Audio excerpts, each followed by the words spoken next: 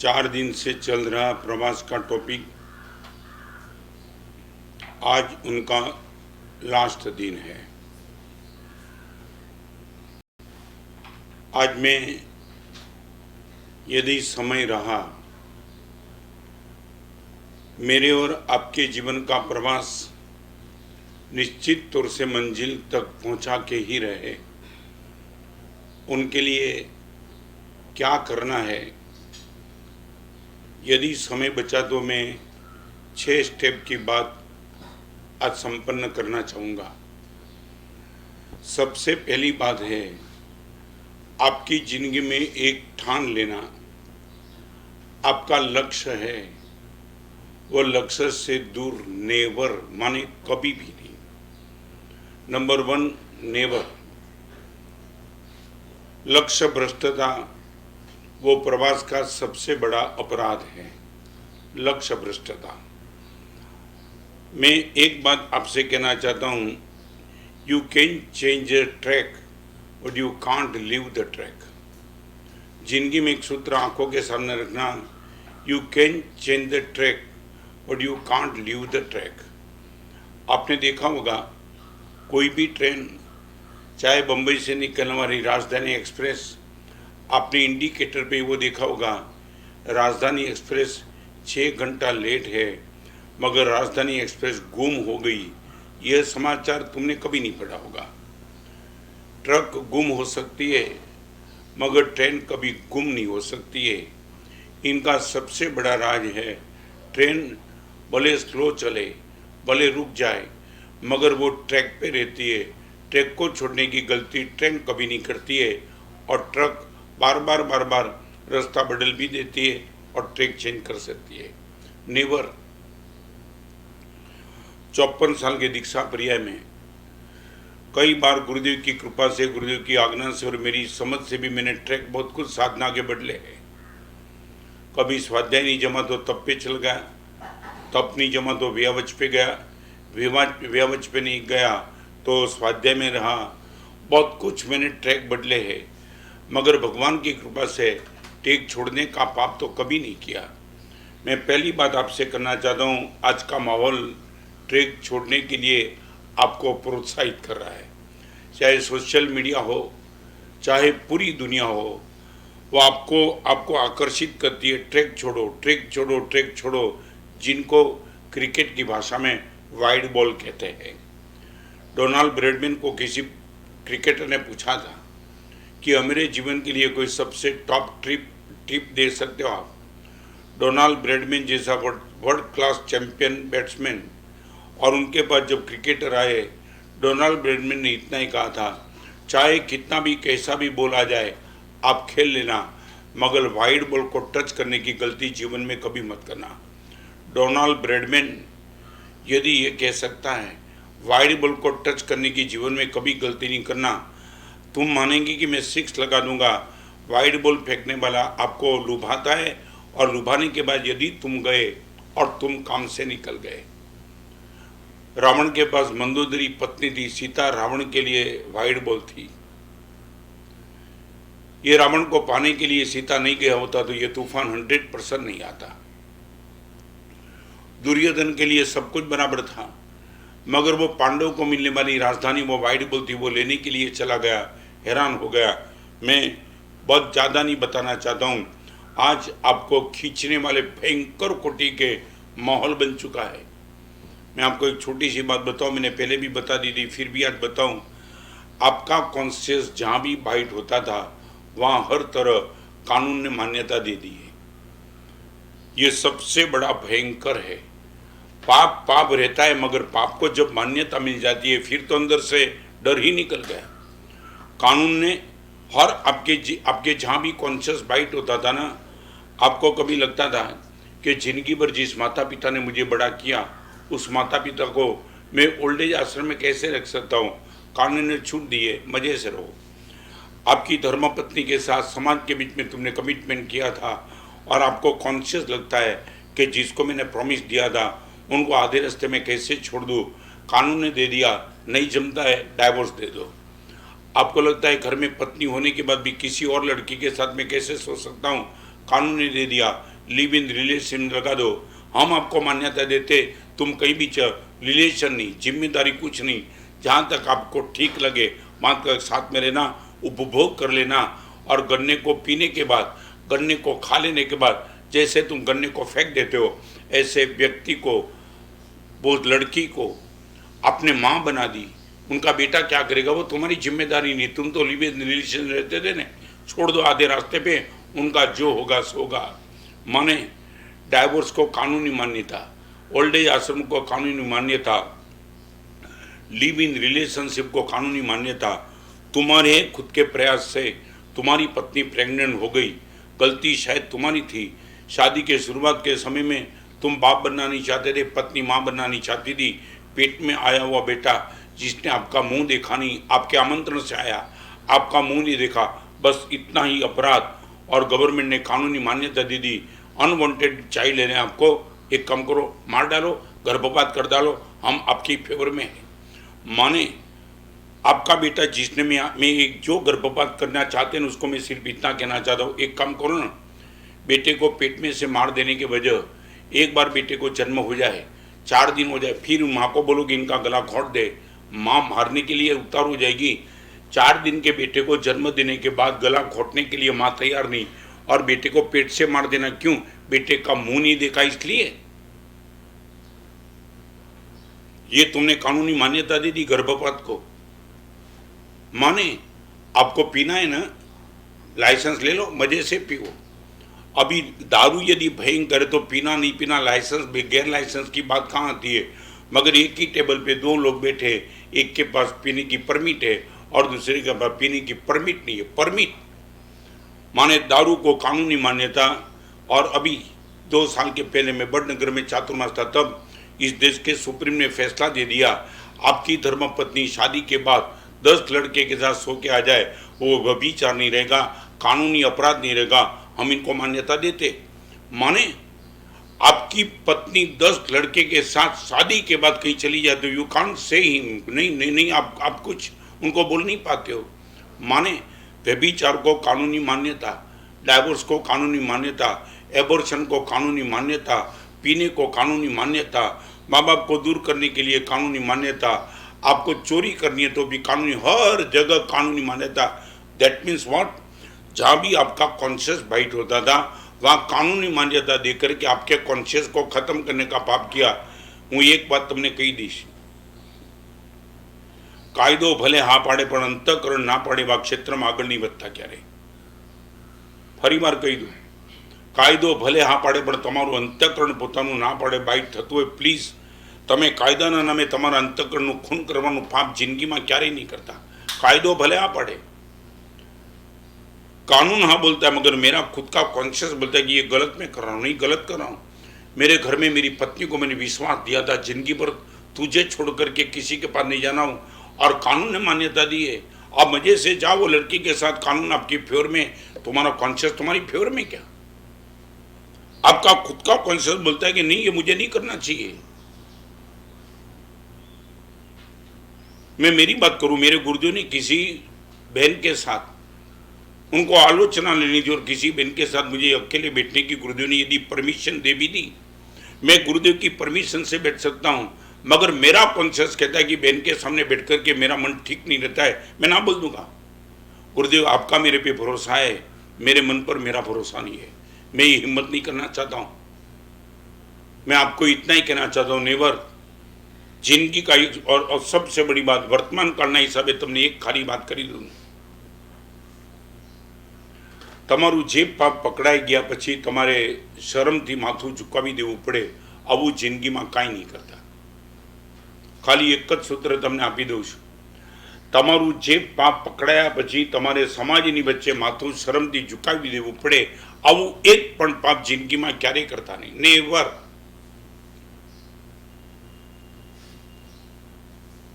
सामने वाला अंगुली करके तुम्हें ये पूछे, यार तूने कर दिया ये तेरी बात है? नहीं, प्लीज नेवर, नहीं नेवर। और ये मेरे प्रवचन सुनने वाले जो भी हैं उन सबको एक मैसेज देना चाहता हूं, आपकी जिंदगी का आयुष्य कम है, आपकी इज्जत का आयुष्य बहुत ज्यादा है। मैं रिपीट करना चाहूँगा, आपकी जिंदगी कभी भी छोटी हो जाएगी मगर आपकी इज्जत सैकड़ों साल तक जिंदी रह सकती है। वस्तुपाल गए, तेजपाल गए, महाराजा कुमारपाल गए, पेथर शाह गए, जानजन शाह गए, गौतम जी गए, भगवान महावीर भी गए और कई की नज़दीक के समय में मरीन ड्राइव वाले नरेश भाई भी गए, सूरत वाले केपी संघवी भी गए, मगर आज हजारों लोगों के मुंह से उनका नाम है। आदमी का जीवन फिर से बताऊं, शरीर का समय छोटा होता है, जो गुडविल है उनका समय तो बहुत ज़्यादा होता है। माने प्रतिष्ठा पर भी आपका प्रेम होना चाहिए। गुरुदेव, आपको मालूम नहीं है, हमारे वहाँ आपके लिए प्रतीक में वंदित सूत्र आता है, हमारे लिए एक पैगाम सजाए है। वो पैगाम सजाए में कोटेशन है, समणो हम, मैं साधु हूँ। रोज याद 2 बार भगवान महावीर ने करा गया, याद रखना मैं साधु हूँ, मेरी गुडविल है। दोपहर को 2 बजे किसी के घर में इस कपड़े को पहन के मैं चला जाता हूँ तो आमंत्रण मिलता है, ये कपड़े की गुडविल है, इसको कभी भी जिंदगी में दाग नहीं लगना चाहिए। बस मैं आगे चलना चाहूँगा, आपके लिए कहना चाहता हूँ, ब्लू फिल्म है, वाइन है, हर तरह का नशा है, बस ट्रैक छोड़ दो और ईट ड्रिंक एंड बी मेरी। सच बताऊं, आज की करीबन जनरेशन का एक टारगेट है, ईट ड्रिंक एंड बी मेरी। खाओ पियो मजाक करो, कोई मॉरल कल्चर स्पिरिचुअल ट्रैक इनकी मजाक छोड़ो। ये सब साधु लोगों ने बदमाशी करके जिंदगी को विरोधी बना दिया है। मैं आपसे कहना चाहता हूँ, जीवन में कभी भी ये गलती मत करना। एक नानकड़ी बात करी दूँ, अपनी इच्छा जो निर्मल जल थवानी होय, अपनी इच्छा गटर जल नहीं, अपनी इच्छा जो निर्मल जल थवानी होय तो पत्थर बच्चे पड़े व्यवानी कड़ा सीखी लेवी पड़શે। अपनी इच्छा जो निर्मल जल थवानी होय तो पत्थर बच्चे पड़े वહેતા રહેવાની કળા આપણે શીખી લેવી પડશે। गटर जल ने बनવું હોય तो कोई प्रश्न नहीं, मगर हम यदि गंगा जल बनना चाहते हैं, गंगा को देखने के बाद लाखों लोगों को नमस्कार करने का मन होता है, ऐसा पवित्र जीवन का मालिक मैं बनना चाहता हूं, तो पत्थर नहीं बच्चे नहीं भेवानी पर मारे कड़ा सीखेली भी पड़શે। पत्थर का अर्थ है प्रलोभन। हजारों प्रलोभन आपके बीच में आएंगे, उनको ओवरटेक करके भी आपको निकलने की क्षमता प्राप्त करनी ही पड़ेगी। जो मारी इच्छा निर्मल जल बनी ने वહેવાની હોય, निर्मल जल बनिया રહેવાની હોય तो पत्थर बच्चे पण वહેતા રહેવાની कला मारे सीखी लेवी पड़े। ये बिजनेस में आ जाना यार, थोड़ा 2 नंबर है मगर जो जम जाएगा ना। और मन क्या बदमाशी करता है मालूम है? मन ये कहता है कि थोड़ा गलत रास्ते से पैसा कमा ले, फिर मजे से डोनेशन करना। मन 1000 तरीके का तरह आपको ट्रैक बदलने के लिए देगा। बस मैं आगे चलना चाहता हूँ। प्लीज जिंदगी में कभी ये गलती, चाहे दुनिया ऊपर से नीचे उतर जाए, ट्रैक बदलना है तो बदल देना, ट्रैक छोड़ने का पाप कभी मत ना। You can change track but you can't leave the track. बस आगे चलूंगा। पहले नंबर का स्टेप है नेवर। सेकंड नंबर का स्टेप आपके सामने कहना चाहता हूं, you have to take the care. Care, 2 चीज को मुझे बचाना है प्रवास के दौरान। पहले नंबर में मैंने बात बताई, आपकी गुडविल को बचाओ। आपकी गुडविल पर अटैक करे ऐसा कोई भी रास्ता जीवन में पकड़ो मत। सेकंड नंबर, आपके संस्कार की और आपके सद्गुण की केयर करो। सेकंड नंबर का स्टेप, आपके संस्कार और आपके सद्गुण की केयर करो। मैं ये नहीं कहता हूं आपके संस्कार और सद्गुण आपके पास 30%, 40%, 50, 70, 80, 90, 95% आप तय करना। आपको लगता है कि गुरुदेव मेरे जीवन में सद्गुण अभी अभी तो पनप रहा है, गुरुदेव बिल्कुल छोटा सा है, 10%, कोई दिक्कत नहीं, 10% भी उनको संभाल लो।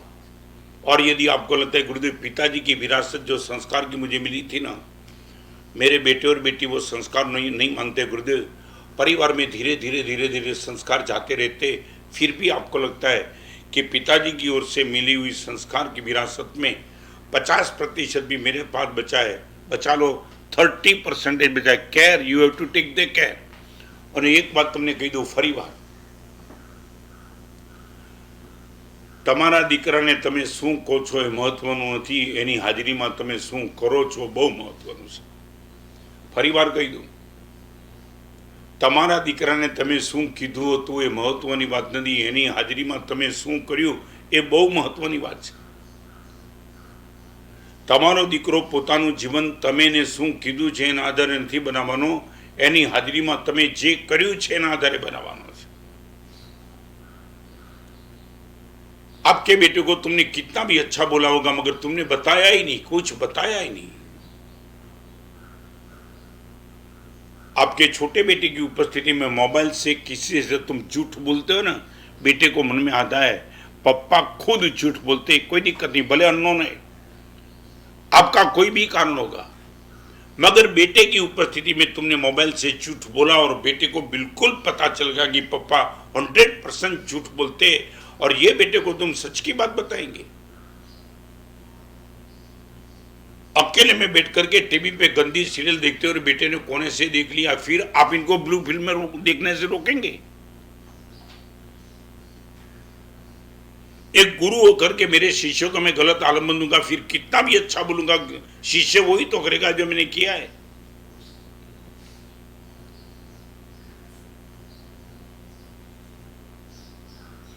कभी कभी मुझे भी दुख होता है।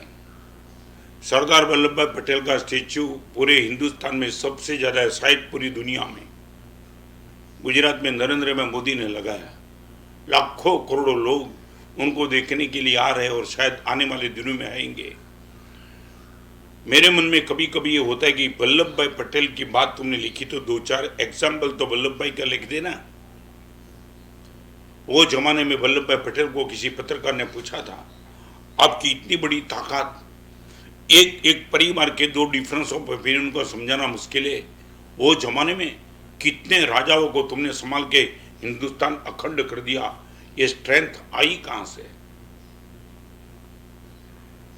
कभी तुम्हारे बेटे ने और तुमने ये इतिहास में तुमने कभी पढ़ा?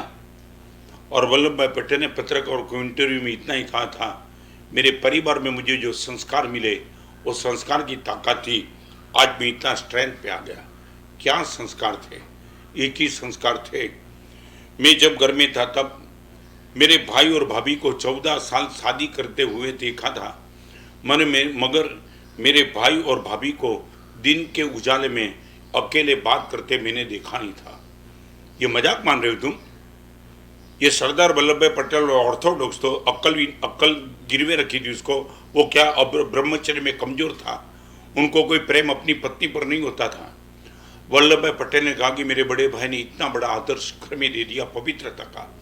14 साल तक मैं घर में रहा मगर उजाले में, दिन के उजाले में बड़े भाई ने भाभी से कभी बात नहीं की, और ये ताकत लेकर के मैं बैठा हूँ। इसलिए मेरी ताकत आपके बेटे को तुमने कभी, मैं ये पूछना चाहता हूँ, आपके पास इतिहास है?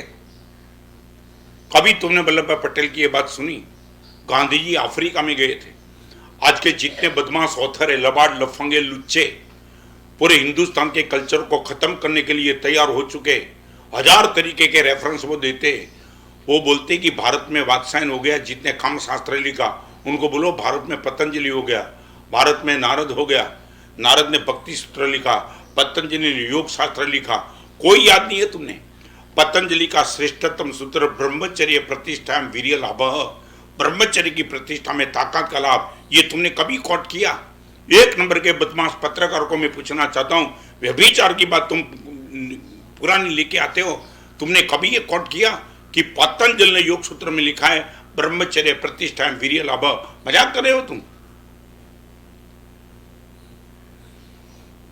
गांधी जी अफ्रीका गए और गांधी जी ने खुद की पत्नी को, तुम्हें मालूम होगा, गांधी जी ने कस्तूरबा खाए वंगर वहां अफ्रीका के जाने के बाद पहली बार अफ्रीका में गए और किसी ने बोला, किसी ने गलती से बोल दिया वो समझ नहीं पाया गांधी जी की पत्नी का कल्चर, और उसने आकस्मिक प्रवचन में बोल दिया कि गांधी जी पहली बार પોતાની બા સાથે આવ્યા છે।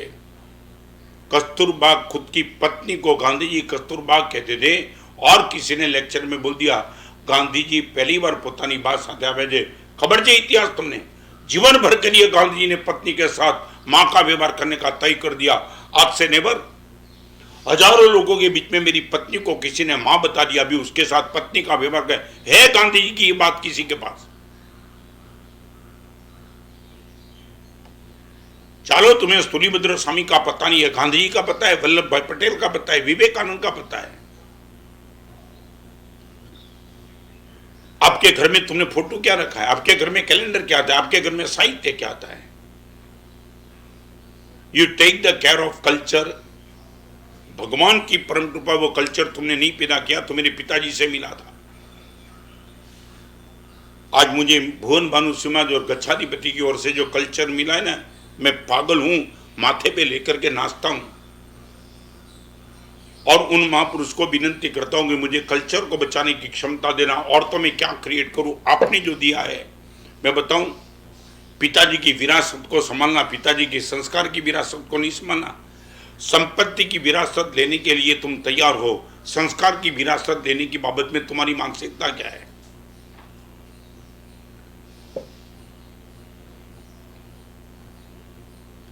તમે મને કહી શકો તો કહો, આખા તમારા ઘરમાં 24 કલાકમાં, એક સપ્તાહમાં, એક મહિનામાં પણ સંસ્કારની વાત ક્યારે થાય છે? મને ખાલી એટલું યાદ કરાવી દો।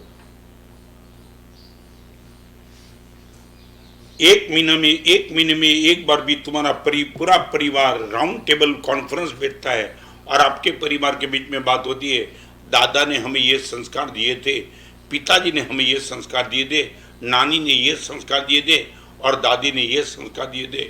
आप बताओ मुझे, आपने बिजनेस की चर्चा की, सक्सेस की चर्चा की, शादी की चर्चा की, बहुत कुछ तुमने चर्चा की। आपके घर में एक महीने में संस्कार की बात कभी हुई क्या?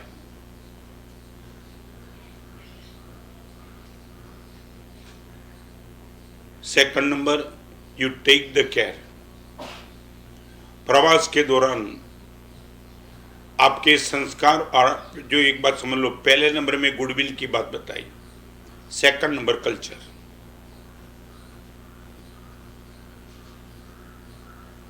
हिंदुस्तान का वर्षों पहले जब मैंने दीक्षा नहीं ली, तब मैंने भी एक पिक्चर देखा था।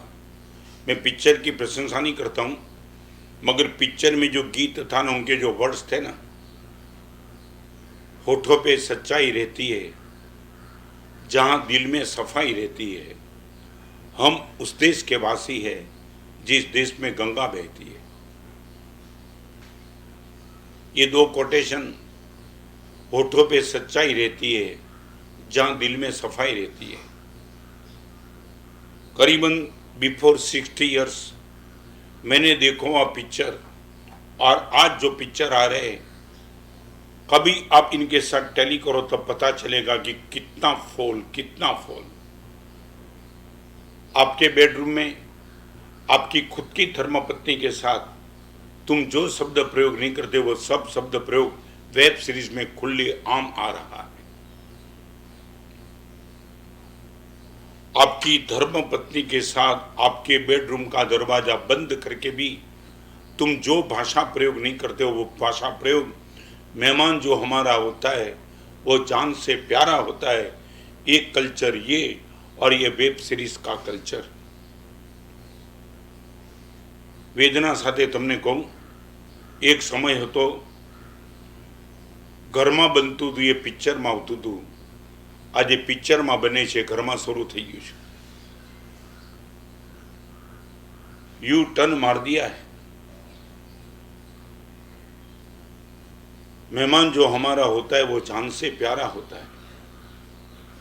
ये गीत था, ये गीत का वर्डिंग था।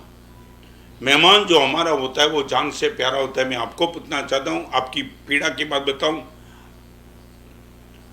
आपके घर में मेहमान आने कम हो गए, मैसेज आने बढ़ गए, मगर मेहमान आने कम हो गए। पूरे दिन में सुबह से लेकर मोबाइल चेक करो तो इतने मैसेज आए, इतने मैसेज। 10% भी आपके घर में मेहमान नहीं आते, उतने मोबाइल में आपके मैसेज आते। फिर से आपके घर में मेहमान आना कम हो गए और किसी के घर में मेहमान बन के जाना तुमने भी करीबन करीबन बंद कर दिया है। सामने वाला भी पूछता है, भाई आते हो तो पहले पूछ के तो आओ, ऐसा सीधा आते हो। खैर, आपकी इच्छा जो भी है, मैं तो आपकी वो विरासत को बचाने की बात करना चाहूंगा। Please take the care of your culture. दो बात बताऊं, सद्गुण तुम्हारा होता है, संस्कार पिताजी का होता है।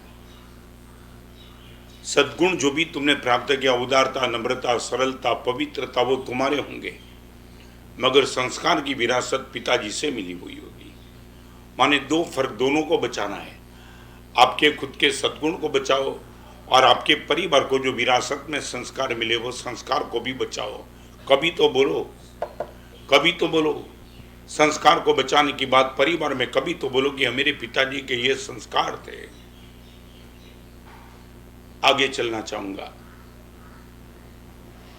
Never, second number care, take the care of culture. एक संस्कार की विरासत को बचा लो। नंबर 2, आपके मार्ग पर टिकने के लिए जो भी सहन करना भी you have to bear. Number 1 never, second number care, third number bear. आपके पास बेरिंग पावर कितना? दीक्षा से लेकर आज तक मर्दानगी के साथ संयम जिनमें मैं टिक पाया हूं, क्योंकि आई हैव बेरिंग पावर। लोच, विहार, गर्मी, ठंडी वो तो ठीक है, मगर गुरुदेव ने मुझे चीज ढंग से बड़ा किया। गुरुदेव की ओर से जो भी कठोरता आई, वो कठोरता को बेयर करने की मेरे पास क्षमता थी। आप जिस परिवार में रहते, वो परिवार में आपके पिताजी ने आपको डांटा, आपकी माँ ने आपको डांटा, बहू को शायद सास ने डांटा, और बेयर करने की क्षमता नहीं। घणी बार મને ખબર નથી, પણ કેટલા યુવાનો મારી આગળ આવીને મને કહી ગયા છે, મારા સમયે ઘરમાં રહી શક્યા એવું નથી। હું કેમ? જ્યારે આવી વાત સાંભળું ત્યારે મને બહુ પીડા થાય છે, હું એમને કહું પણ છું અને સમજે પણ છે। મારા સાહેબ, મમ્મીનો સ્વભાવ મારી પત્નીને જામતો નથી, ત્યારે હું એને એટલું જ કહું છું, દોસ્ત, જે મમ્મીના સ્વભાવે 25 વર્ષ તને ઘરમાં મોટો કર્યો, એ મમ્મીનો સ્વભાવ પત્ની આવવા માત્રથી બગડી ગયો એમ? આજ મમ્મીના ખરાબ સ્વભાવની વચ્ચે તું 25 વર્ષ માએ તને મોટો કરીને અહીંયા સુધી પહોંચાડ્યો, તને જન્મ આપ્યો, તને જીવન આપ્યા, તારા સંસ્કાર આપ્યા, તને બધી જ અનુકૂળતા કરી આપી, और आज तेरी पत्नी बोलती कि माँ का स्वभाव मुझे जमता नहीं है। मैं आपसे पूछना चाहता हूँ, माँ को स्वभाव बदलने की बात करने की वजह पत्नी को बोलो कि माँ का स्वभाव निभा ले। What is the easy? माँ 25-70 साल की उम्र के बाद माँ अपना स्वभाव चेंज करेगी? यूं आप इनको बोलते हो स्वभाव चेंज कर ले? 60 साल 70 साल की उम्र की आपकी मदर को तुम बोलेंगे स्वभाव चेंज कर ले? और 26 साल की आपकी धर्म पत्नी आपके घर में आप इनको नहीं बोलते कि ये स्वभाव निभा ले?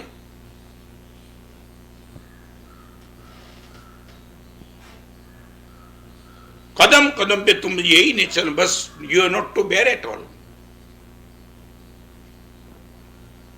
ये मेरे प्रवचन सुनने वाले जो भी बहन भी होगी, इनको मैं इतना कहना चाहता हूं, आपकी बेटी को ससुराल भेजने के बाद एक नियम ले लो, यदि आपसे हो सके तो आपकी बेटी को ससुराल भेजने के बाद 1 महीने में 1 दिन से ज्यादा मोबाइल से उनसे बात मत करना।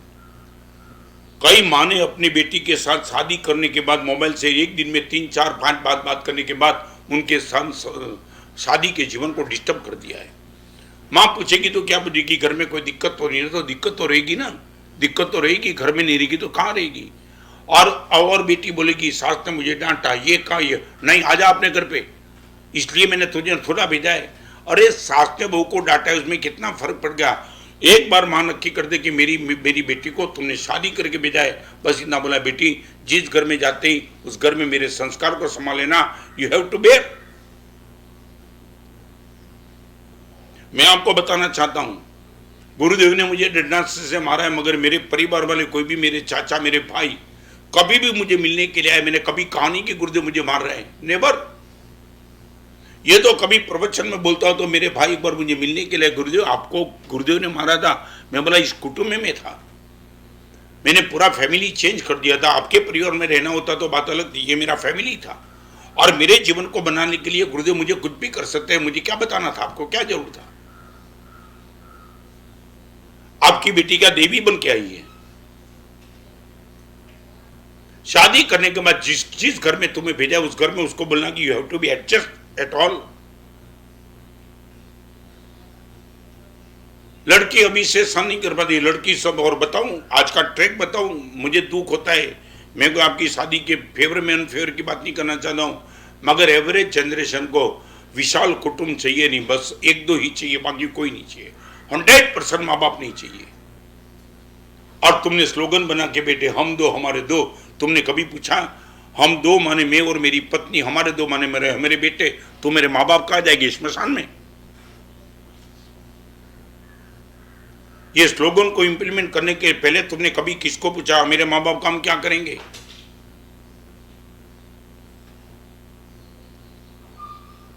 લખવું તો લખી લો તમે, સંબંધના ક્ષેત્રમાં બહુ કામ લાગશે। ભૂલો તો બંને તરફ હતી, ભૂલો તો બંને તરફ હતી, ફરક બસ એટલો હતો, એમણે ગણી અને અમે અવગણી। ભૂલો તો બંને તરફ હતી, ફરક બસ એટલો જ હતો, એમણે ગણી અને અમે અવગણી।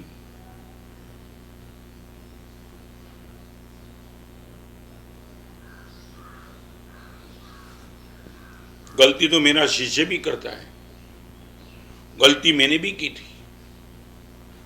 और मैं और भी बात बता, your parents can be wrong but parent can not be bad. याद रखना जिंदगी में, your parents can be wrong but can not be bad. आपके माता पिता का कोई डिसीजन आपके लिए गलत हो सकता है, मगर खराब तो नहीं होता है।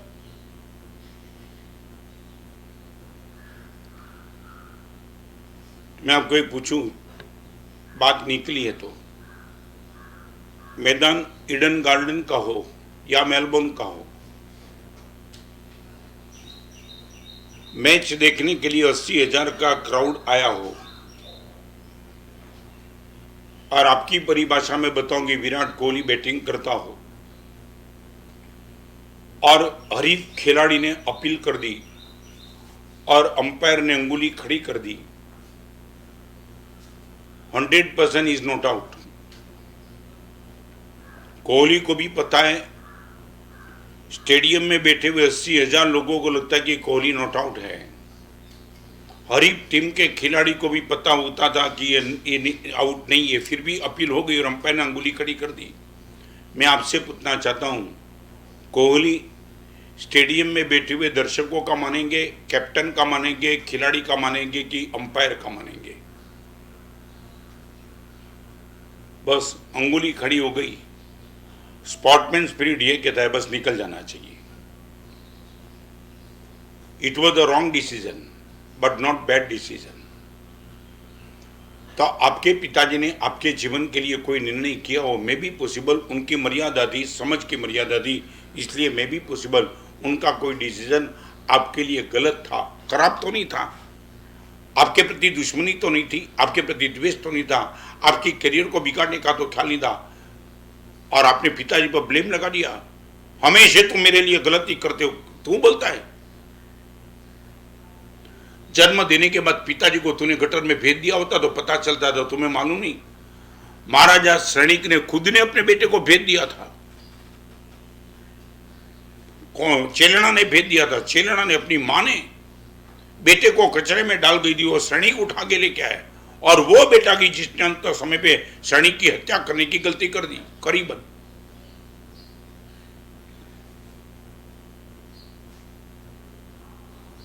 કેટલાક સંયુક્ત કુટુંબ કેટલા તમારા દીકરા દીકરી સંયુક્ત કુટુંબમાં રહેવા માટે કેટલા ત્યારે તો લગ્ન પહેલા કન્ડિશન મૂકે છે સંયુક્ત કુટુંબે તો મારે લગ્ન નથી કરવા, સાસુ સસરાનો બોझ बोझ।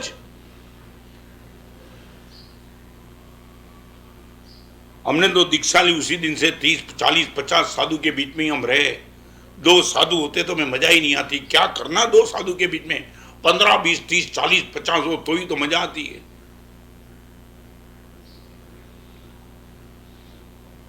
आपकी बेटी को देना तो संस्कार ये देना। कितनी सास को मैंने कहा कि मां छोड़ दे, ये तेरी बहू को मोबाइल से बात मत करो, वो राह देखती है। और मालूम है मां कभी चेक भी तो नहीं करती है, बहू जो बोलती है सच बोलती है कि झूठ बोलती है। उसने बोल दिया, सास ने डांटा, पूछी भी नहीं। और आपकी बहू को, आपकी बेटी को तुमने सत्यवादी मान लिया, बस आजा। और बार बार से तुम यही कहते हो नहीं जमे तो अपने घर पे आ जाना, घर खुला है।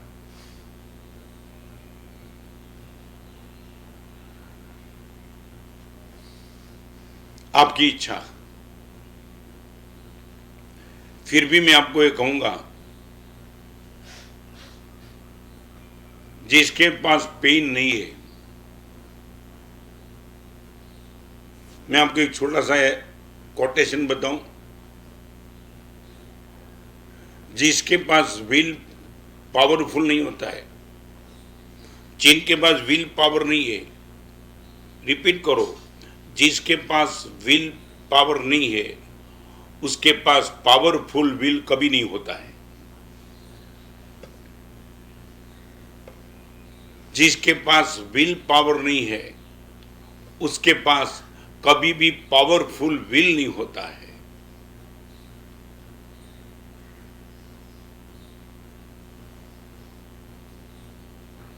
फिर से कहूं, जिसके पास विल पावर नहीं है उनके पास पावरफुल विल कभी नहीं होगा। शुरुआत के प्रवचन में मैंने बताया था, फिर भी आज एक थोड़ा 2 मिनट मिल गए बताऊं। मैं दुर्ग में एक लड़की को देखा था जिसके पास, वो लड़की इसी बोरीवली की है, जिसके पास डॉक्टर की 60 डिग्री है, राष्ट्रपति भवन में जिसको गोल्ड मेडल मिला था। उनके ससुर ने जब अपनी बहू की इतनी तारीफ की तब पहली बार तो मेरे दिमाग में बैठी नहीं बात। मैं बोला आप बोलते हो मगर मेरे दिमाग में नहीं बैठता है, आज के ज़माने में ऐसी कोई किसके घर की बहू हो। महाराज साहब झूठ नहीं बोलता हूँ और सच बताऊँ, पहली बार मैंने वो ससुर को मेरी जिंदगी में कहा एक बार आपकी बहू को लेके आओ, मैं उनका दर्शन करना चाहता हूँ। आज के ज़माने में 60 डिग्री लेकर के बैठने वाली एक लड़की, राष्ट्रपति में गोल्ड मेडलिस्ट, और आप जो बोलते हो कंडीशन लेकर के उसने शादी की थी। I would like to know from her. और लड़ने लेके आए, नाम मैं इनका नहीं बताना चाहूँगा, बहन ने मुझे ना बोला महाराज साहब मेरा एग्जाम्पल कहीं भी देना है तो प्लीज़ नाम मत बताना। ससुर के बीच में उसको जब मैंने पूछा तब उसने कहा था, मैंने महाराज साहब शादी के पहले मेरे एंगेजमेंट की बात चलती थी तब मैंने 2-3 कंडीशन पिताजी से रखी थी। नंबर 1, संयुक्त परिवार हो तो ही मैं शादी करूंगी। और संयुक्त परिवार की डेफिनेशन उनके मन में ऐसी थी, कम से कम 10 मेंबर तो चाहिए ही चाहिए, 10, नॉट लेस देन 10। जेठ हो, जेठानी हो, ननंद हो, सास हो, ससुर हो, कोई भी हो, मगर जब तक 10 घर मेंबर परिवार के 10 न हो वहाँ मेरी शादी की सोचना नहीं। नंबर 2, होने वाले मेरे पति को एक भी तरह का व्यसन नहीं चाहिए। और तीसरे नंबर, जिंदगी में कभी, और ख़ास तौर पे मम्मी पापा जब तक जिंदे हैं तब तक वो कभी आउट ऑफ इंडिया नहीं जाएगा। ये 3 कंडीशन यदि मेरी समाप्त तो होती है, किसी भी गांव में, किसी भी घर में, किसी भी गरीब बेटे के साथ I am ready to marriage. और 3 कंडीशन में एक भी कंडीशन पूर्ण नहीं होती तो मैं तब तक राह दे सकती हूँ, I am ready to wait. Doctor की 7 डिग्री, राष्ट्रपति भवन में गोल्ड मेडलिस्ट, मैंने उनका मेडल देखा। और एक समय ऐसा आ गया, उसके मुंह से सुनी हुई बात, गुरुदेव 2-3 डॉक्टर ऐसे आए कि जिसकी 3 कंडीशन में 2 कंडीशन तो बराबर बैठती थी। मैंने बोला आई शैल नेवर कॉम्प्रोमाइज। कभी कभी मैं कंपनी में पी लेता हूं, नहीं। मेरे परिवार में मम्मी पापा के साथ कैरियर बनाने के लिए नहीं जमेगा। कैरियर में पापा मम्मी डिस्टर्ब कर सकते हैं, आप आपके स्थान पे। अमेरिका के 4 डॉक्टर आए थे, मैं ना बोल दिया। और एक दिन ऐसा गया, गुरुदेव पिताजी को भी चिंता तो होती है, बेटी की उम्र बढ़ती है और शादी नहीं होती तो पिताजी को चिंता होती है। मैंने पिताजी को कहा, पिताजी जिंदगी में चिंता मत करना, आपकी बेटी जीवन में कभी ऐसा कोई काम नहीं करेगी आपकी गुडविल को दाग लगे।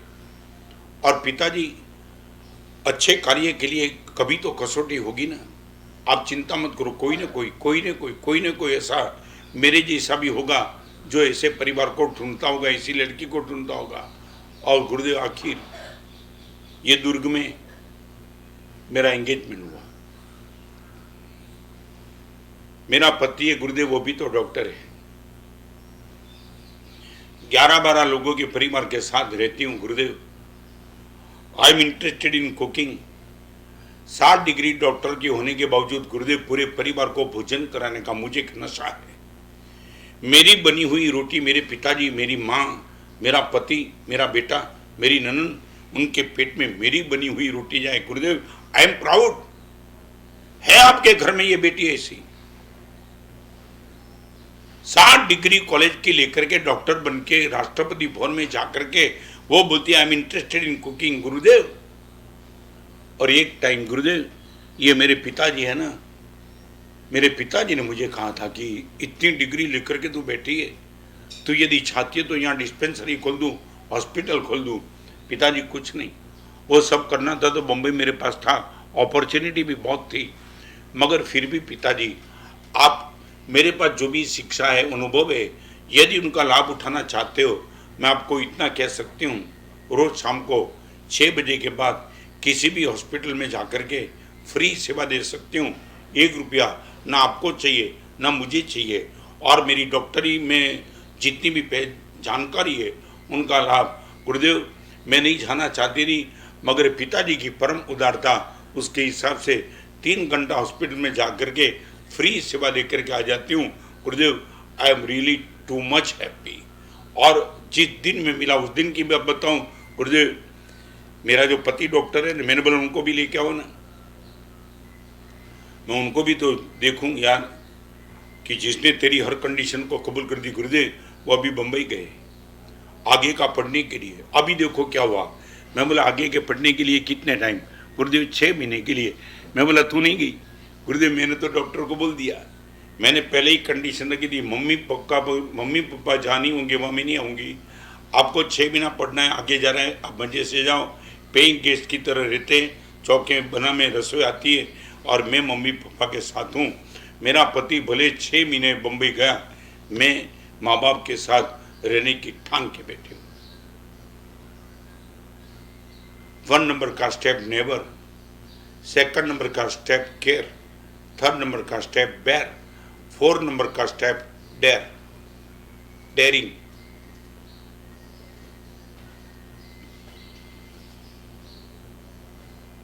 दीक्षा के लिए निकले कई लोगों ने हमें डराया था, पूरी जिंदगी भर तक कैसे रह पाएंगे, क्या होगा, बिना स्नान चलेगा, ये मस्तक के केस का लोच सहन कर पाएंगे, 4 दीवार के बीच में पूरी जिंदगी मस्ती से निकाल पाएंगे, बिना माँ बाप। मैं रिपीट करना चाहता हूँ, ये हर तरह का डर दिखाया था। ये डेयरिंग पावर हमारा नहीं होता तो हम निश्चित तौर से इस मार्ग पे नहीं आ सकते। और आपके लिए भी मैं कहना चाहता हूँ, यदि डेयरिंग पावर आपका नहीं होगा, दान करने के लिए भी डेयरिंग पावर चाहिए। आप अभी दान करते हो तो कई लोग में भी पॉसिबल, कई लोग नहीं तो आपका खुद का मन भी आपको डराता हो सकता है कि कोरोना के माहौल में बिजनेस का कोई ठिकाना नहीं है और अभी डोनेशन देते रहेगा, तेरे लिए क्या बचेगा। ये मैं बता सकता हूँ, मे बी पॉसिबल अंदर से कुछ न कुछ ऐसी फीलिंग्स आपको हो सकती है। सोच सोच के दान देना, बहुत आगे मत बढ़ना। गुरुदेव तो बोलते रहेंगे इमोशनल पर कंट्रोल करना। हाँ, कई लोग होते हैं, हाँ, गुरुदेव के प्रवचन के सामने अपनी इमोशन को कंट्रोल करते। कंट्रोल, गुरुदेव तो बोले, गुरुदेव का धंधा है बोलने का। अरे धंधा है क्या? अब गुरुदेव ने तो दीक्षा ले ली है, धर्म लाभ बोलते तो दूध मिल जाता है। तेरा बाप दूंगा दूध तुझे, दूध तेरे पैसे से आएगा। बहुत ऐसी बहुत कुछ अंदर लॉजिक मन देता है। सोच सोच के देना, ज़्यादा मत देना, थोड़ा अपने लिए रख के देना आने वाले दिनों में। और तुम ये मानते हो कंजूस बाप को मरती हुई हालत में दे, लड़के ने बुलवा लिया 2 गुना बड़ा कफन। कंजूस बाप को मरती हुई हालत में देख, कंजूस बाप को मरती हुई हालत में देख, लड़के ने बुलवा लिया 2 गुना बड़ा कफन और हुआ प्रसन्न। पिताजी ने न कभी जिंदगी में तरीके से कुछ खाया, न तरीके से कुछ पहना, मगर मैं कम से कम उठा तो सकूंगा 2 गुना बड़ा कफन। मगर सुन के ही लड़के की बात बाप जी ने खोली धीरे से आंख। वो मरा नहीं अभी। कंजूस बाप को मरती हुई हालत में देख, लड़के ने बुलवा लिया 2 गुना बड़ा कफन और रोआ प्रसन्न।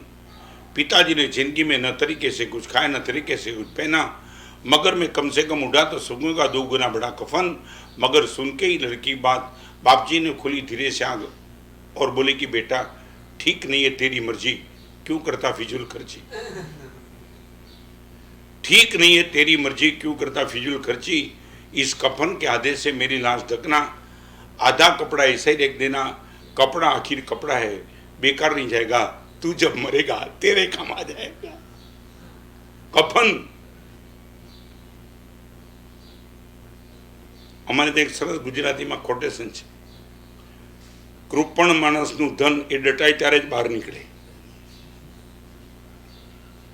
કંજૂસ માણસનું ધન તમારે બહાર કાઢવું હોય તેને પહેલા દાટવો પડે, પછી પૈસા બહાર નીકળે, ત્યાં સુધી નીકળે જ નહીં।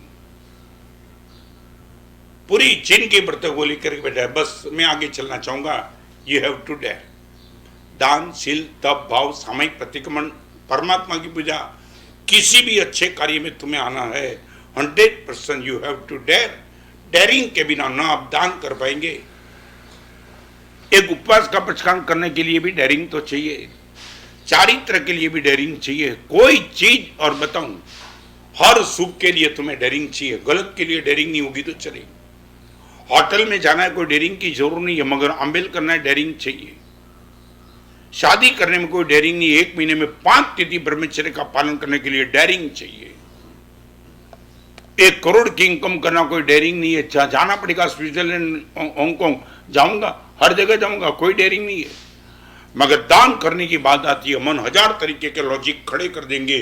सोच के करना, थोड़ा करना, तो अकेला थोड़ा बैठा है, पूरा जैन संघ बैठा है, साधर्मिकों को संभालने की तेरी जिम्मेदारी अकेली की थोड़ी है। बोलो, जैसे पूरी तिजोरी खाली करके दान दे दिया लगता है।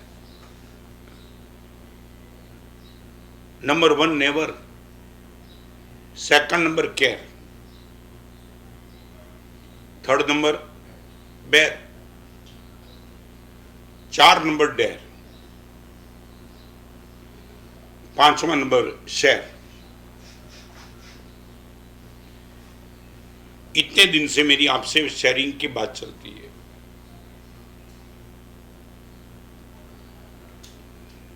वो शेयरिंग में बहुत लंबी बात इसलिए नहीं करना चाहूंगा, इतने दिन से शेयरिंग की बात मैं करते ही रहता हूं।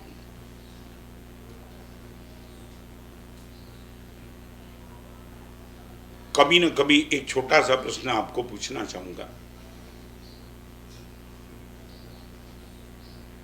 खाली तमने 3 बात गुजराती में करी दूं। ખેડૂતના હાથમાં બિયારણ આવે ત્યારે એની આગળ 3 વિકલ્પ હોય, વાવે, વાપરે અથવા તો વેડફે। કોઈ પણ ખેડૂતના હાથમાં અનાજના દાણા આવે ત્યારે એની સામે 3 વિકલ્પ હોય, કાં તો વાપરે, કાં તો વાવે અને કાં તો વેડફે। ડામરની સડક ઉપર નાખી દે તો કેવું પડે, વેડફ્યા।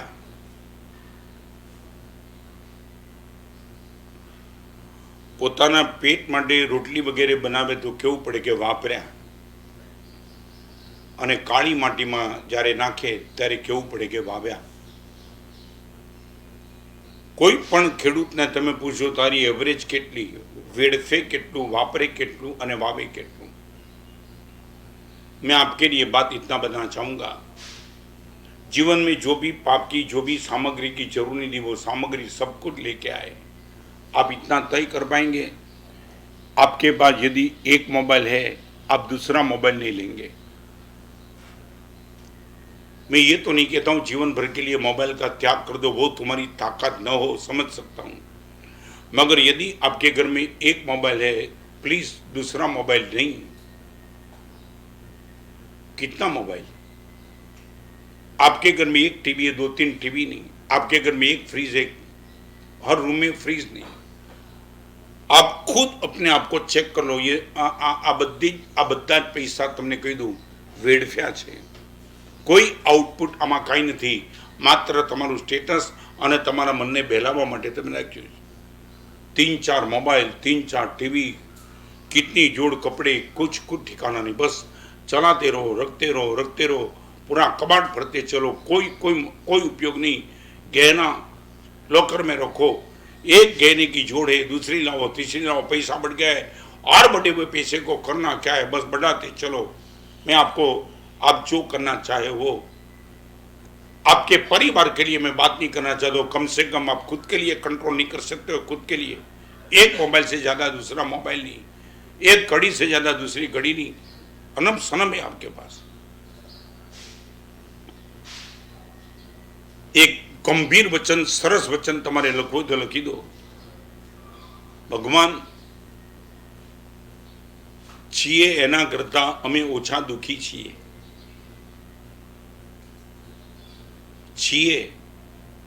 એના કરતા અમે ઓછા દુખી છીએ અને છીએ એના કરતા અમે વધુ સુખી છીએ।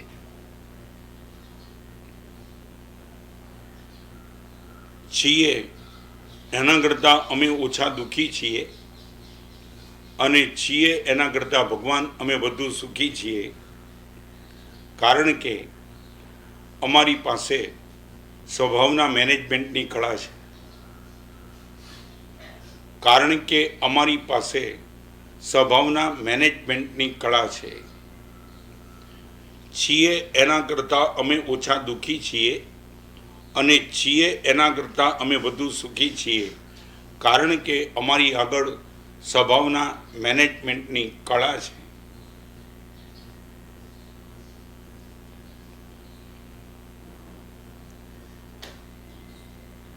આના સંદર્ભમાં ગુજરાતી વાક્યને પછી છઠ્ઠું સ્ટેપ કહી દઉં। જેને પરોપકારમાં પોળા રહેવું હોય એને પોતાની જાતમાં સાંકડા બનવું જ પડે। આ જિંદગીનું સૂત્ર તમારી આંખ સામે રાખજો અને નોટ ડાઉન કરી દેજો, તમે વાંચજો। જેને પણ પરોપકારમાં પોળા રહેવું હોય એને પોતાના માટે સાંકડા રહેવું પડે।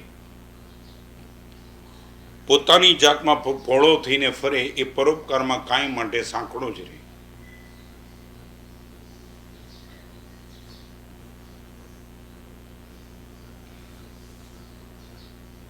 आगे चलना चाहूंगा। नंबर 1 नेवर,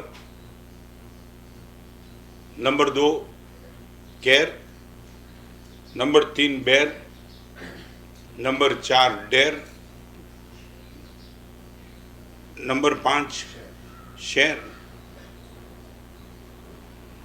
और छठे नंबर की सबसे महत्वपूर्ण बात, कभी भी आपका दिमाग का कंट्रोल जाए वो रेयर। मैं ये नहीं कहूँगा दिमाग का कंट्रोल कभी नहीं जाएगा, मगर रेयर। गुरुदेव एवरेज तो आई कैन लेट गो। गुरुदेव ये तो नहीं कहूँगा कि मेरे मन में क्रोध नहीं आता है, मगर रेयर केस में बड़ी मुश्किल बात लगता है कि अभी आउट ऑफ कंट्रोल हो जाता है, तब मेरे मुंह से कोई गलत शब्द निकल जाता है। बाकी तो गुरुदेव मैं 100% खुद पे कंट्रोल कर देता हूं।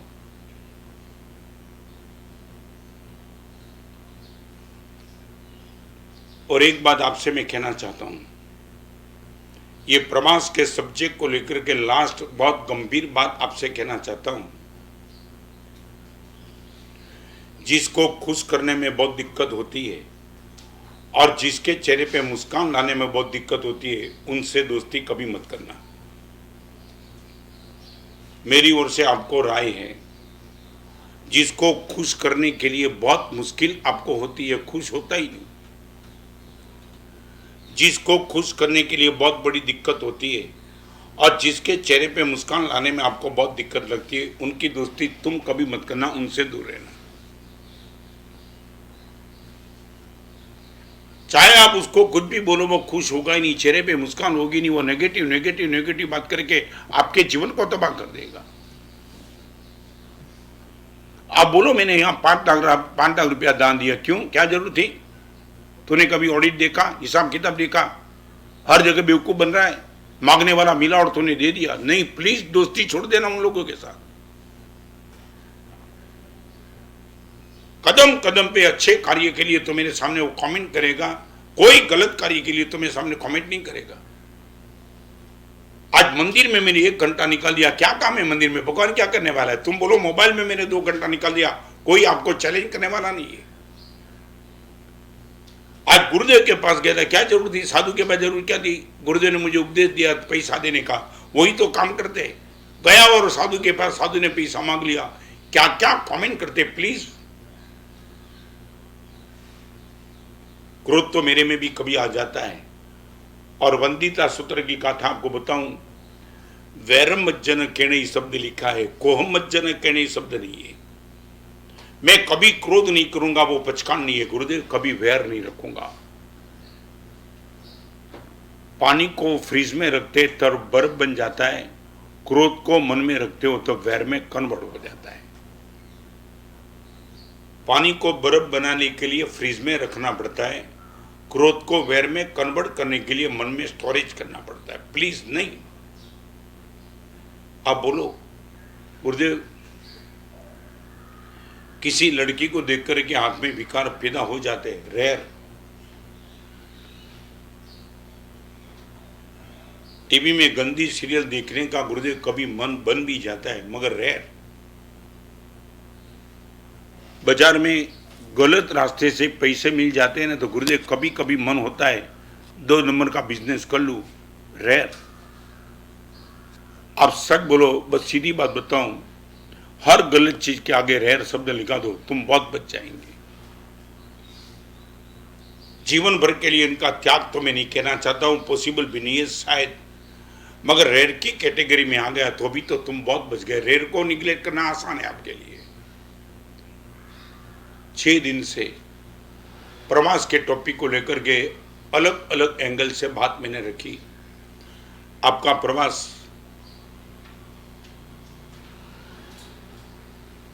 या महाराष्ट्र में ना बोर्ड लगा होता है, अपना प्रवास सुखाचा हो,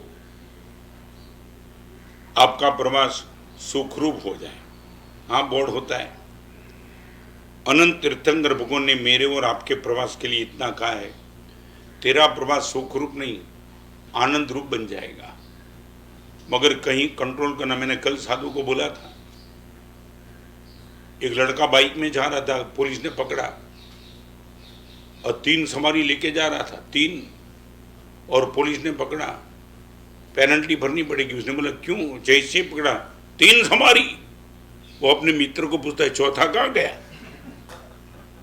गिर गया लगता है, पुलिस ने उनको छोड़ दिया कर भेजा। अभी 3 सवारी पे पेमेंट करो, तू चौथा लेके निकला है, वो कहां गिर गया लगता है कि गुम हो गया। बस आपको मैं इतना कहना चाहता हूं, never share care dare bear and rare. 6 step यदि आपने प्रतिष्ठित कर दिया आपके जीवन में, देखो कभी तो कमाल देखो। आपको यह लगना चाहिए कि गुरुदेव आपने क्या कहा। लगता है 2600 साल पहले भगवान महावीर ने जो कहा था आज भी समकालीन है वो। चाहे महावीर कितने साल और बताऊं, ये महावीर का हर वचन not individual truth but universal truth, हर समय के लिए, हर व्यक्ति के लिए, हर संयोग के लिए, हर वातावरण में यदि आपने इंप्लीमेंट कर दिया, क्या कमाल की ताकत आपकी बनी रहती है। इनको लेकर के कल एमकॉम इस सब्जेक्ट को लेकर के चातुर्मास 14 है।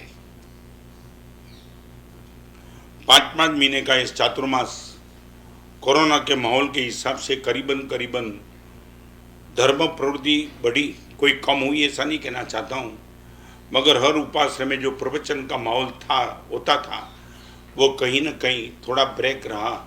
मगर हम इस माध्यम से लाखों लोगों तक रोज पहुँचते हैं, रोज, और आउटपुट जो मिलता है वो आउटपुट सुन करके मेरा हौसला बनते ही रहता है। सिर्फ इंडिया से नहीं, महाराष्ट्र से नहीं, चाहे अमेरिका हो, चाहे हांगकांग हो, चाहे नैरोबी हो, चाहे ऑस्ट्रेलिया हो, चाहे कनाडा हो, कभी कभी होता है बम्बई वाले को लगता है कि मद्रास के साधर्मिक के लिए मैं क्यों डोनेशन दूं, मगर न अमेरिका वाले ने ऐसा सोचा, न हांगकांग वाले ने ऐसा सोचा, न नैरोबी वाले ऐसे सोचते।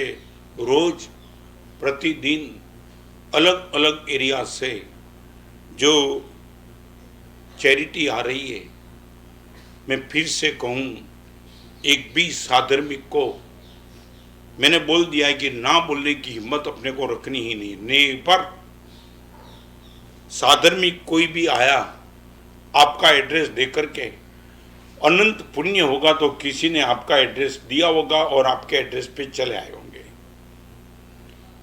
मैं बताऊं, मांगने के लिए कोई आपके एड्रेस पे आते वो इतना ही बताए कि आपकी गुडविल अभी भी बची है।